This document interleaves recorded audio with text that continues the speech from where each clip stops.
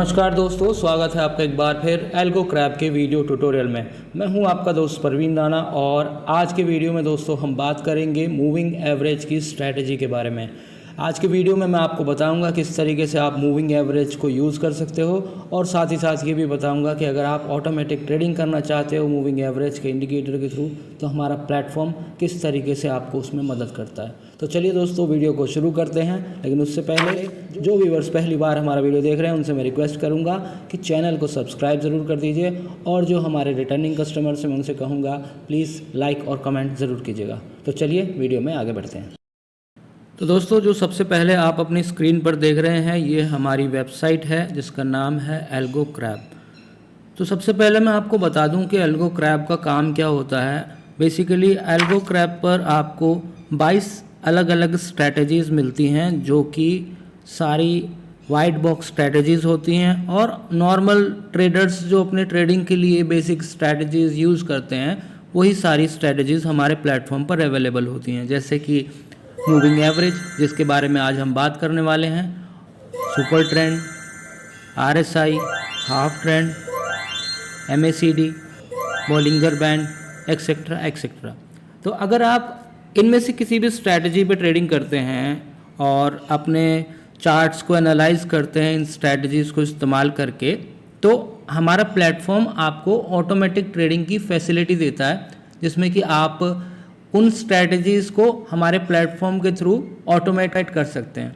इसमें हमारे प्लेटफॉर्म पर आपको 30+ ब्रोकर्स मिल जाते हैं जिनमें कि अगर आपका ट्रेडिंग अकाउंट है तो आप उनकी एपीआई ले सकते हैं और यहाँ पर हमारे प्लेटफॉर्म पर इंटीग्रेट कर सकते हैं। एपीआई का मकसद होता है कि वो आपको एक्सेस दिलवाता है ब्रोकर के प्लेटफॉर्म पर ऑटोमेटिक ऑर्डर प्लेसमेंट करने के लिए। अरे मैं एक डिटेल वीडियो बाद में आपको बना के दिखाऊंगा, बट आज के वीडियो में जैसे कि हम बात करने वाले हैं मूविंग एवरेज की, तो सबसे पहले डिस्कस करते हैं कि मूविंग एवरेज क्या होती है।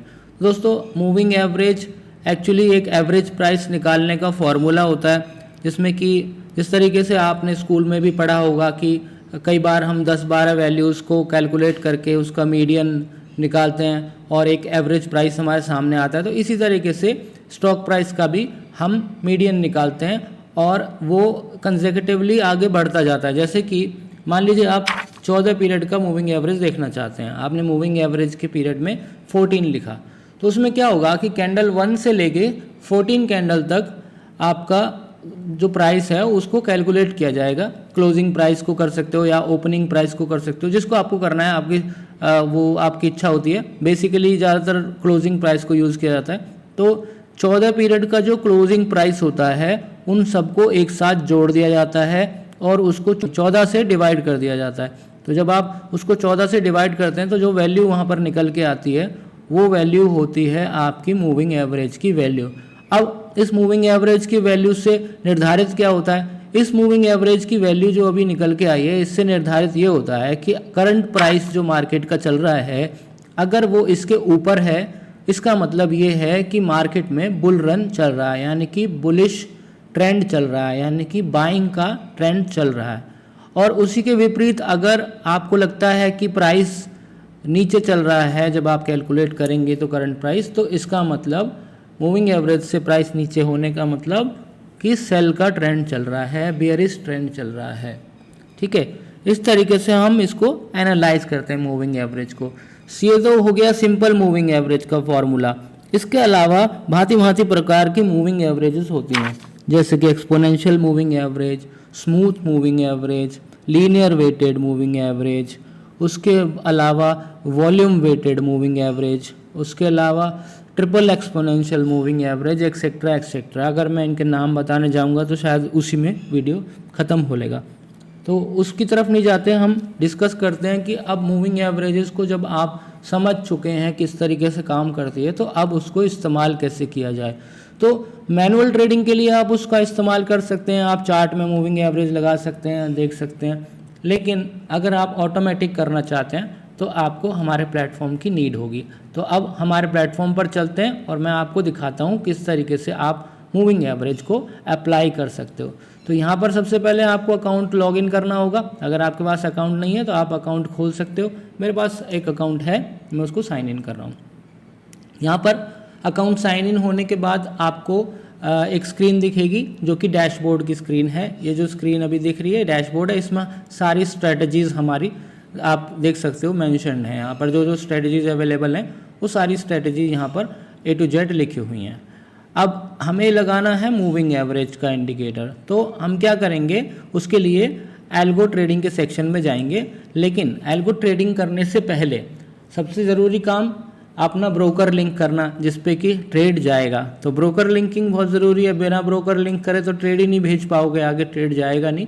उसके लिए यहाँ पर आपको सिलेक्ट ब्रोकर का ऑप्शन मिलता है। जैसे कि मैं अभी एंजल ब्रोकिंग का अकाउंट यूज़ कर रहा हूँ। यहाँ पर मैंने क्लाइंट आईडी, एमपिन और TOTP डाला हुआ है। मैंने टोकन भी सुबह ले लिया है। यहाँ पर आप देखेंगे सुबह 8 बजे मैंने टोकन ले लिया है। अगर मैं वैलिडेट पे क्लिक करूँगा तो ये मुझे इन्फॉर्मेशन देगा कि मेरा टोकन जो है वो वैलिड है कि नहीं है। ठीक है, जब आप टोकन वैलिडेट पे क्लिक करते हैं तो आपको वैलिडेशन की इन्फॉर्मेशन मिलती है। तो जब टोकन आपका वैलिड हो जाता है तो उसके बाद हमें जाना होगा एल्गो ट्रेडिंग के साथ कस्टमाइज स्ट्रेटजी के सेक्शन में। यहाँ पर आपको मिलेगा बटन, इसको प्रेस करना है।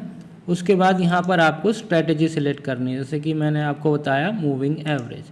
अब मूविंग एवरेज सिलेक्ट करने के बाद आपको यहाँ पर एक मोड मिलता है। मोड का मतलब है कि आपको किसी पर्टिकुलर सिंबल में ट्रेड करना है या आपको ऑप्शन में बाइंग करनी है, ATM की कॉल या पुट में। अगर आप नॉर्मल सिलेक्ट करते हो तो किसी भी पर्टिकुलर सिंबल को आप यहाँ लगा सकते हो। अगर आप ऑप्शंस में करना चाहते हो तो ऑप्शन में आपको ऑप्शन सिलेक्ट करना होगा, वहाँ पर एक अलग प्रोसेस है, वो मैं आपको भी बताऊंगा। तो सबसे पहले नॉर्मल सिलेक्ट करते हैं, एक्सचेंज में NSE सिलेक्ट करते हैं और यहाँ पर मान लीजिए सिंबल में स्टेट बैंक यूज़ करता हूँ। तो यहाँ पर SBI इक्विटी का सिंबल आपको यहाँ पर देखने को मिल गया। उसके बाद आता है पीरियड। तो मान लीजिए एग्जांपल के लिए हम 14 पीरियड यूज़ करते हैं। यहाँ पर जो आप पीरियड यूज़ करना चाहें या जो आप करते हैं, अगर ऑलरेडी आप टेक्निकल एनालिसिस करते हैं तो जो पीरियड आप यूज़ करते हो आप यहाँ पर यूज़ कर सकते हो। उसके अलावा मूविंग एवरेज के प्रकार, यहाँ पर आपको हर तरह की मूविंग एवरेज मिलेगी जो आपको किसी और प्लेटफॉर्म पे नहीं मिलेगी देखने को। शायद आपने कई मूविंग एवरेज के तो नाम भी नहीं सुने होंगे। तो यहाँ पर आप आके देख सकते हो कि कौन कौन सी मूविंग एवरेज हैं। सिंपल मूविंग एवरेज का फिलहाल हम इस्तेमाल करेंगे। तो यहाँ पर आपको ऑप्शन मिल जाएगा कि अप्लाइड प्राइस का, यहाँ पर क्लोज, लो, हाई और ओपन 4 वैल्यूज़ बेसिकली हमें मिलती हैं। उन चारों वैल्यू में से किसी को भी यूज़ कर सकते हैं। एग्जाम्पल के लिए अभी मैं इसको यूज़ कर रहा हूँ क्लोज को। ठीक है, अब यहाँ पर मैं नेक्स्ट पे गया तो यहाँ पर हमारे को और भी एडवांस फीचर मिल जाते हैं जो कि हम यूज़ कर सकते हैं। जैसे कैंडल टाइप आप नॉर्मल यूज़ करना चाहते हैं, हाइकिनेशी यूज़ करना चाहते हैं या रैंको।